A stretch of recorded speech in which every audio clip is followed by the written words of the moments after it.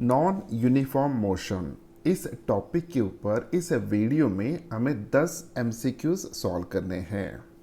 जैसे कि हमने डिसाइड किया था कि थियरी रिलेटेड जितने भी कंसेप्ट्स होंगे वो हम एच.सी. वर्मा सर की किताब में से यहाँ पे स्टडी करेंगे, और बाकी उसी टॉपिक के रिलेटेड जितने भी एमसीक्यूज होंगे वो हम अदर बुक का यूज़ करके 1 बाय 1 एमसीक्यूज सॉल्व करते जाएंगे।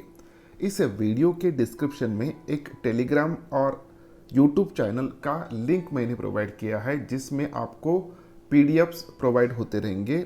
उन पीडीएफ को आपको सॉल्व करना है। अगर नहीं होता है तो इस वीडियो को आपको देखना है। तो without wasting time let us start 1 by 1।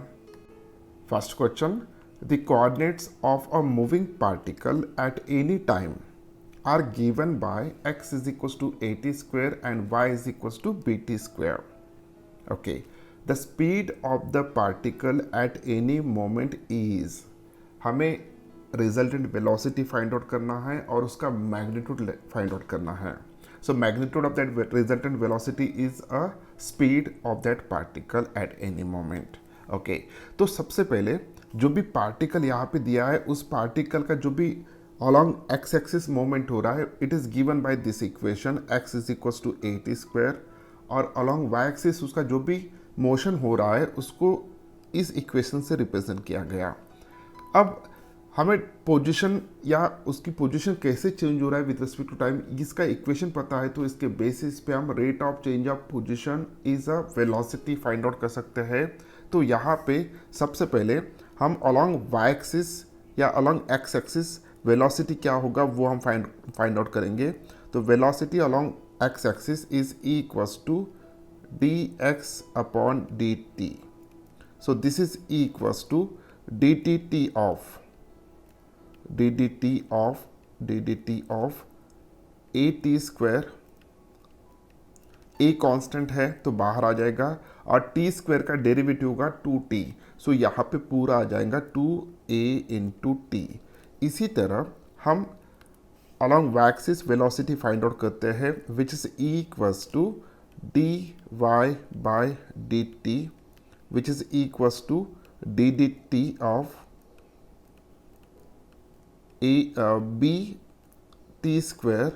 तो जब सॉल्व करेंगे तो इसकी वैल्यू आएगा ट्वाइस b इंटू टी। अब वी एक्स की वैल्यू पता है, वी वाई की वैल्यू पता है, so we will try to find out the magnitude of velocity which is equals to under root of vx square plus vy square, which is equals to under root of कितना आएगा यहाँ पे, so 2at whole का square, 2at whole square plus 2bt whole square, this is equals to, so दोनों इसमें 2 और t constant है तो 2 और t ये बाहर निकालेंगे। So 2 into T under root of a square plus b square. So this is the correct answer. तो 2t under root of a square plus b square, D option is correct one. Next question, a body under the action of several forces will have zero acceleration. Okay, so यहाँ पे देखिए एक body है जिसके ऊपर बहुत सारे forces act हो रहे हैं, लेकिन उसके जो भी एक्सेलरेशन है उसकी वैल्यू जीरो आ रहा है। Means the body under the action of several forces will have zero acceleration. ये कब पॉसिबल होगा? ये तभी पॉसिबल होगा जब नेट फोर्स इसके ऊपर जीरो एक्ट हो रहा होगा। According to Newton second law, force is equals to mass into acceleration. किसी भी बॉडी के ऊपर जिसका मास m है, किसी भी बॉडी के ऊपर अगर फोर्सेस एक्ट होते हैं तो उस बॉडी का एक्सेलरेशन होना ही चाहिए। अगर एक्सेलरेशन यहाँ पे जीरो हो रहा है, इसका मतलब है नेट फोर्स भी जीरो एक्ट होगा। अब ये जो भी फोर्स है, this force is a vector quantity. Okay, तो यहाँ पे नेट फोर्स भले ही फोर्सेस एक्ट हो रहे हैं लेकिन उनका रिजल्टेंट फोर्स अगर जीरो होता है, फॉर एग्जांपल एक ऑब्जेक्ट है, इस ऑब्जेक्ट के ऊपर मान के चलिए कि इस डायरेक्शन में मैं एक फोर्स अप्लाई कर रहा हूँ 10 न्यूटन का, इस डायरेक्शन में मैं फोर्स अप्लाई कर रहा हूँ 10 न्यूटन का।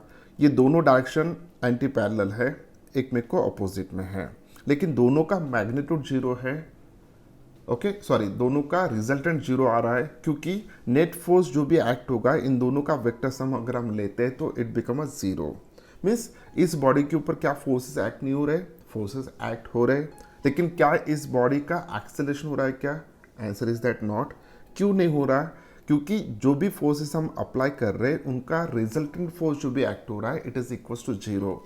तो इस केस में ये जो भी आंसर है, when the vector sum of all forces acting on it is zero, अगर ये कंडीशन होता है तो ही उस पार्टिकल का एक्सेलरेशन जीरो होगा, अदरवाइज नहीं।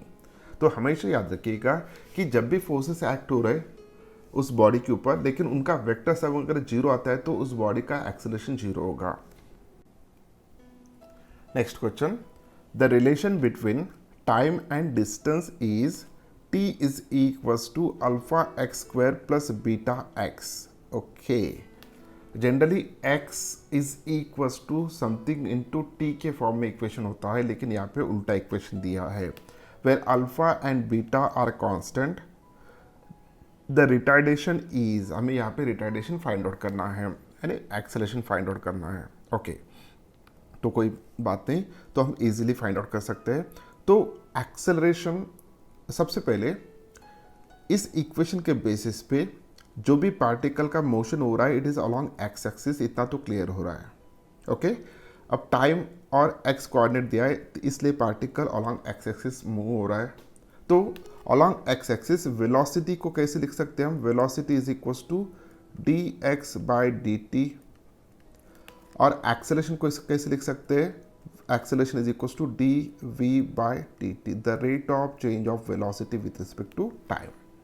ओके अब इस इक्वेशन को ध्यान से देखिएगा, हमें इस इक्वेशन के बेसिस पे वेलोसिटी फाइंड आउट करना है। तो इस इक्वेशन को हम डिफरेंशिएट करेंगे with respect to x। So dt upon dx is equals to the rate of change of time with respect to distance अब कर रहे हैं। ओके उसके बाद इसको रिवर्स कर लेंगे, तो dt by D X is equals to, इसका डेरिवेटिव कितना बनेगा with respect to x? So 2 alpha X plus beta, इतना ये फॉर्मूला बन रहा है। ओके और इसी के बेसिस पे हम यहाँ पे लिख सकते हैं velocity which is equals to D X by D T is equals to velocity D X by D T कितना होगा? It is equals to 1 upon, क्योंकि D T by D X पता है, लेकिन D X by D T क्या होगा? इसका reciprocal होगा। So 2 alpha X plus beta. Okay तो ये हमें मिल गया वेलोसिटी। अब हम क्या करेंगे? अब हम एक्सेलरेशन फाइंड आउट करते हैं। तो acceleration is equals to D V by T T. इसको थोड़ा हम रीअरेंज कर लेंगे यहाँ पे। So it's a D V by D X into D X by D T. So यहाँ पे D X get cancel, D V by D T बचेगा। ओके अब D X by D T क्या होता है? It's a velocity. और D V by D X को as it is लिख लेते हैं। ओके अब acceleration is equals to velocity into D D X of. अब वेलोसिटी की वैल्यू कितना है? तो वेलोसिटी की वैल्यू है 1/2 alpha X plus beta, 1/2 alpha X plus beta. Okay अब इसका डेरिवेटिव हम लेंगे, तो ये विथ रिस्पेक्ट टू एक्स है, तो एक्स यहाँ पे है, तो इसका डेरिवेटिव कितना आएगा? तो this is equals to V as it is लिखेंगे ये वाला, इसका डेरिवेटिव कितना आएगा? -2 अल्फा एक्स प्लस -2 अल्फा आएगा इसका derivative. Okay -2 alpha upon 2 alpha X plus beta का स्क्वायर एंड 1/x का derivative -1/x square, like that one. Okay अब 2 अल्फा प्लस बीटा ये जो भी है this is a v। Okay sorry this is a 1/2 alpha plus beta, ये v होता है, तो ये 1/v स्क्वायर आएगा। तो a is equals to v into bracket में -2 अल्फा ओके, तो 1/2 alpha plus beta whole square की वैल्यू आएगा V square. So V square यहाँ से लिखने से अच्छा यहाँ पे मैं वी क्यूब लिख लेता हूँ। ओके, तो फाइनली एक्सेलरेशन का जो भी वैल्यू आया है वो है 2 alpha V cube, -2 alpha V cube.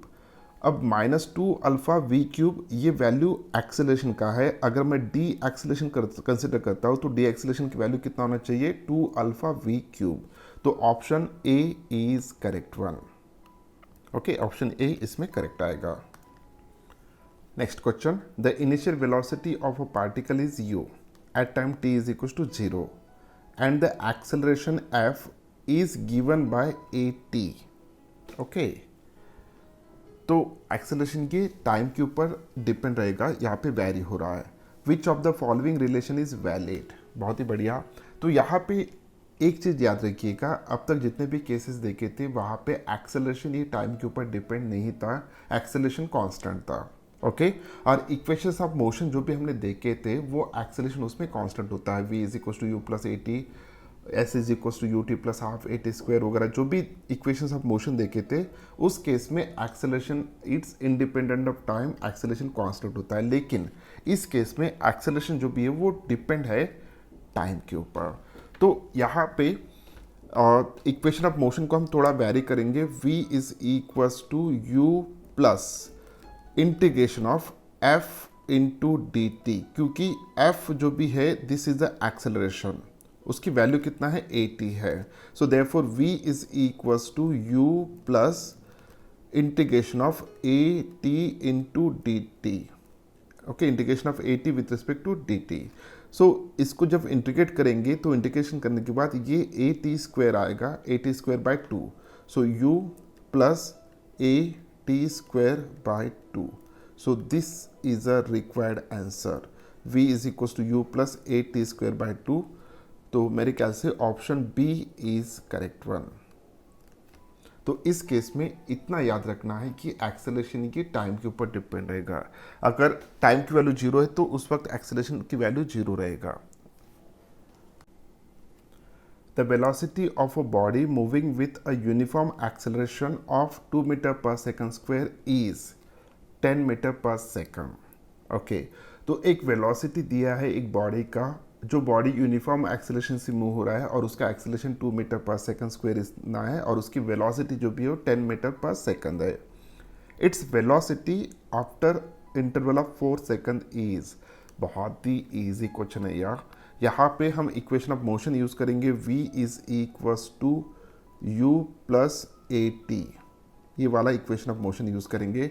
तो फाइनल वेलोसिटी हमें फाइंड आउट करना है। इनिशियल वेलोसिटी कितना दिया है 10 प्लस एक्सेलरेशन कितना है 2 और टाइम कितना है बेटा 4 सेकंड। तो फटाफट इसको फाइंड आउट कर लेते हैं। It is equal to 18 metre पर second. Okay, so this is a final velocity, बहुत ही simple question. Next one, a particle starting from rest travels a distance x in first 2 seconds and a distance y in next 2 seconds. Then जब हम problem को यहाँ पे देख रहे हैं तो प्रॉब्लम में ये दिख रहा है कि ये कुछ इंफॉर्मेशन यहाँ पे कंप्लीट दिया नहीं है। ओके, ऐसे भी पॉसिबिलिटी है कि पार्टिकल का एक्सेलरेशन हो नहीं रहा। अगर पार्टिकल का एक्सेलरेशन नहीं हो रहा है, अगर वो यूनिफॉर्म वेलोसिटी से मूव हो रहा है, तो उस केस में हर 2 सेकंड में वो इक्वल डिस्टेंस कवर करेगा। तो y is equal to X, ये एक आंसर आएगा अगर हम यूनिफॉर्म वेलोसिटी कंसिडर करके चलते हैं तो। लेकिन जबकि प्रॉब्लम जो भी है यूनिफॉर्म मोशन में है, तो हो सकता है कि यहाँ पे एक्सेलरेशन जो भी है वो हम कांस्टेंट कंसिडर करके चलते हैं। ओके, कांस्टेंट कंसिडर करके चलते हैं। अगर उस बॉडी का एक्सेलरेशन कांस्टेंट है, उस पार्टिकल का एक्सेलरेशन कांस्टेंट है, तो यहाँ पे आंसर दूसरा आएगा। ओके, तो आंसर कौन सा हो सकता है हम थोड़ा देखते हैं। यहाँ पे देखिए, जैसे कि हमने थ्योरी जब हमने स्टडी किया था उस वक्त डिस्कस किया था कि जैसे जैसे पार्टिकल जैसे जैसे पार्टिकल आगे जाता है विथ यूनिफॉर्म एक्सेलरेशन, तो उसका जो भी सक्सेसिव टाइम इंटरवल में वो कितना डिस्टेंस ट्रैवल करता है। यानी पहले 2 सेकंड में उसके बाद और 2 सेकंड में, उसके बाद और 2 सेकंड में, उसके बाद और 2 सेकंड में, इन दिस वे। तो वो कितना डिस्टेंस ट्रैवल करता है। तो यहाँ पे हमने देखा है कि 1:2, 3:2, 7:2, 9 इन दिस वे वो यहाँ पे डिस्टेंस ट्रैवल करता है। सॉरी, ये 5 चाहिए, 7 okay to 9 in this way. तो इस हिसाब से पहले 2 सेकंड में उसने कितना डिस्टेंस ट्रैवल किया है, अगर हम वो 1 मान के चलते हैं which is equal to X, और नेक्स्ट 2 सेकंड में उसने कितना डिस्टेंस ट्रैवल किया है, 3 इतना डिस्टेंस ट्रैवल किया है, उसको हम वाई कंसिडर करते चलते हैं। तो ये उनका जो भी डिस्टेंस ट्रैवल कर रहा है वो सक्सेसिव इंटरवल में उनका जो भी रेशियो होता है वो इस तरीके का होता है 1:3, 3:5, 7:9 इन दिस वे। ओके, तो इस हिसाब से फर्स्ट 2 सेकंड में अगर हम डिस्टेंस कंसिडर करके चलते हैं 1, और नेक्स्ट 2 सेकंड में अगर डिस्टेंस कंसिडर करके चलते हैं 3, तो यहाँ पे x upon Y is equals to 1/3 आएगा। ओके, इन दोनों का रेशो इतना आएगा।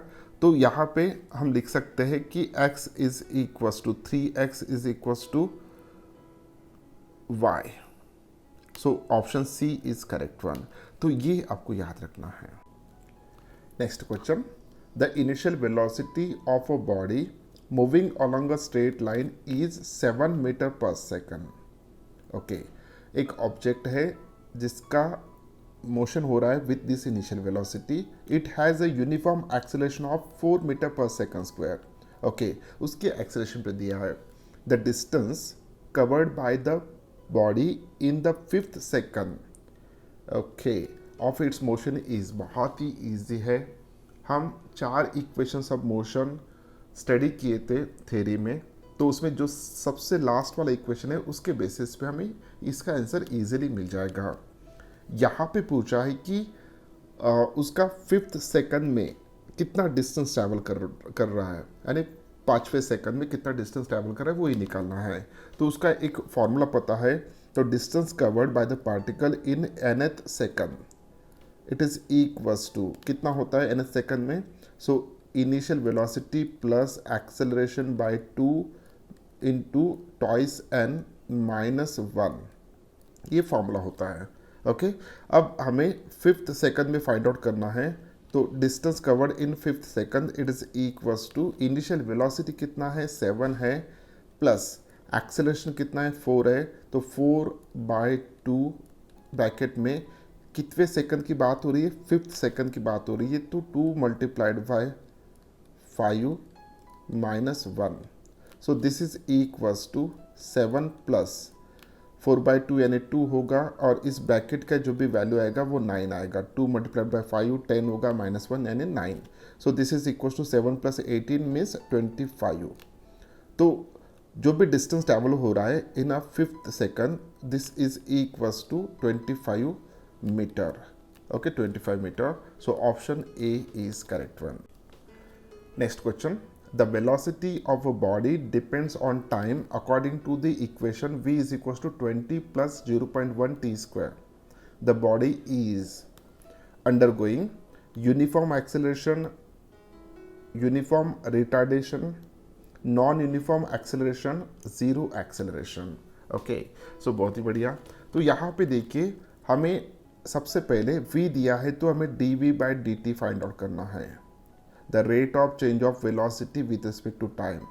अगर इसकी वैल्यू, अगर dv बाई dt की वैल्यू अगर एक नंबर आता है और वो पॉजिटिव नंबर आता है, तो इसका मतलब है उस बॉडी का यूनिफॉर्म एक्सेलरेशन हो रहा है।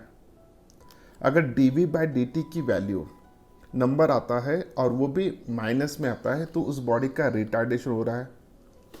अगर dv बाई dt की वैल्यू ओके एक इक्वेशन आता है, वो उस इक्वेशन में अगर t पैरामीटर अवेलेबल है, t की वैल्यू अगर अवेलेबल है, तो definitely that is a case of non uniform acceleration. अगर dv बाई dt की वैल्यू 0 आता है, इसका मतलब है 0 एक्सेलरेशन। ओके, तो अब हम सबसे पहले फाइंड आउट करते हैं कि dv बाई dt की वैल्यू क्या आएगा। So this is equals to D D T of v की वैल्यू कितना है बेटा, it's a 20 plus 0.1 into T square. Okay, so यहाँ पे दो अलग अलग टर्म है, तो फर्स्ट टर्म का डेरिवेटिव जीरो आएगा, तो सेकंड टर्म का डेरिवेटिव कितना आता है 0.1 into 2t। Okay, 0.1 into 2t, so this is equals to 0.2t आ रहा है। तो एक्सेलरेशन का इक्वेशन जब हमने फाइंड आउट किया, that is a D by D T, इसका वैल्यू आ रहा है 0.2t, यानी इस ये फंक्शन है t का, इसमें t आया है, इसका मतलब है एक्सेलरेशन जो भी है ये नॉन यूनिफॉर्म एक्सेलरेशन है। तो option C is correct one. तो हमेशा ये याद रखना है। तो जब भी हम एक्सेलरेशन फाइंड आउट करते हैं तो उसमें टी नहीं आना चाहिए। अगर टी आता है तो वो नॉन यूनिफॉर्म एक्सेलरेशन होगा, अगर टी नहीं आया, कोई भी कांस्टेंट वैल्यू आया, तो वो यूनिफॉर्म एक्सेलरेशन होगा। अगर एक्सेलरेशन की वैल्यू फाइंड आउट करने के बाद ये जो भी इक्वेशन आ रहा है इसमें टी नहीं आ रहा है, लेकिन ये इसका नेगेटिव कांस्टेंट आ रहा है, तो यो यूनिफॉर्म रिटार्डेशन होगा। अगर इसकी वैल्यू जीरो आ रहा है तो ऑप्शन डी हो सकता है। तो इस केस में specially option C is correct one. Next question, which of the following four statements is false. Okay, तो इसमें से कौन सा स्टेटमेंट गलत है वो हमें फाइंड आउट करना है। Option A, a body can have zero velocity and still be accelerated। क्या ये हो सकता है? a body can have zero velocity, यानी उस एक ऐसा मोमेंट आएगा कि उस बॉडी की वेलोसिटी जीरो होगा लेकिन वो एक्सेलरेटेड है, ऐसा होता है? तो आंसर इज दैट यस, ऐसा हो सकता है, होता है। अब मान के चलिए कि ये ग्राउंड है, ओके, सो यहाँ से हम किसी ऑब्जेक्ट को थ्रो कर रहे हैं। जैसे ही इस ऑब्जेक्ट को हमने ऊपर थ्रो किया तो ये ऑब्जेक्ट ऊपर आएगा। ओके, अब जब वो ऊपर आ रहा है अंडर ग्रेविटी, उसका डी एक्सेलरेशन हो रहा है इन दिस डायरेक्शन। तो एक वक्त ऐसा आएगा जब ऑब्जेक्ट उसका हाईएस्ट पॉइंट रीच करेगा, तो उस वक्त उसकी वेलोसिटी की वैल्यू जीरो होगा, उस वक्त उसकी वेलोसिटी की वैल्यू ज़ीरो होगा। लेकिन उस पॉइंट पे भी जो भी एक्सेलरेशन है वो डाउनवर्ड डायरेक्शन में होगा, माइनस जी इतना, यानी जी इतना डाउनवर्ड डायरेक्शन में। ठीक है, तो एक ऐसा इंस्टेंट आ रहा है जिस इंस्टेंट पे वेलोसिटी की वैल्यू जीरो है लेकिन स्टिल इट इज एक्सेलरेटेड। तो ये ऑप्शन सही है, यानी ये स्टेटमेंट सही है। Okay, second, a body can have constant velocity and still have a varying speed. तो मुझे लगता है कि ये जो भी कांस्टेंट जब वेलोसिटी होता है तो उसका डायरेक्शन और स्पीड दोनों कांस्टेंट होते हैं, लेकिन अगर स्पीड वैरी होता है तो उस वक्त वेलोसिटी भी वैरी होना ही चाहिए। ऐसा कोई एग्जांपल नहीं कि जिसमें स्पीड वैरी हो रहा है लेकिन वेलोसिटी वैरी नहीं होता है। ओके, तो ये जो भी स्टेटमेंट है ये रॉन्ग स्टेटमेंट है। A body can have constant speed still have varying velocity, वाह, ये भी आंसर सही है, क्योंकि ये ऑप्शन जो भी है ये सही है। क्यों सही है, इसका एक एग्जांपल यहाँ पे हम देखते हैं। अगर यहाँ पे मैं एक एग्जांपल कंसिडर करता हूँ कि कोई पार्टिकल सर्कुलर मोशन कर रहा है, मान के चलिए ये पार्टिकल सर्कुलर मोशन कर रहा है। अब इस पार्टिकल की अगर स्पीड कांस्टेंट है, means it is performing uniform circular motion, अगर इसकी स्पीड कांस्टेंट है तो हर इंस्टेंट पे अगर हम इसकी वेलोसिटी देखते हैं तो हर इंस्टेंट पे इसकी वेलोसिटी वैरी हो रहा है। तो इस पॉइंट पे इसकी वेलोसिटी टेंजेंशियल डायरेक्शन में रहेगा। अगर वही पार्टिकल अगर यहाँ पे आ गया तो इसकी वेलोसिटी का डायरेक्शन जो भी होगा वो टेंजेंशियल रहेगा। मीन्स हर इंस्टेंट पे उस वेलोसिटी का मैग्नीट्यूड सेम है लेकिन डायरेक्शन कैसा है, चेंज हो रहा है, मीन्स वेलोसिटी चेंज हो रहा है। तो ये जो भी स्टेटमेंट है, the body can have constant speed, speed constant है, still have varying velocity. Velocity क्यों वेरी हो रहा है बेटा, उसका डायरेक्शन हर इंस्टेंट पे चेंज हो रहा है, क्योंकि जब सर्कुलर मोशन होता है तो हर इंस्टेंट पे जो भी डायरेक्शन होता है वो टेंजेंशियल होता है और हर इंस्टेंट पे टेंजेंट का डायरेक्शन डिफरेंट है। तो ये ऑप्शन सही है, यानी स्टेटमेंट सही है। The direction of the velocity of the body can change when its acceleration is constant.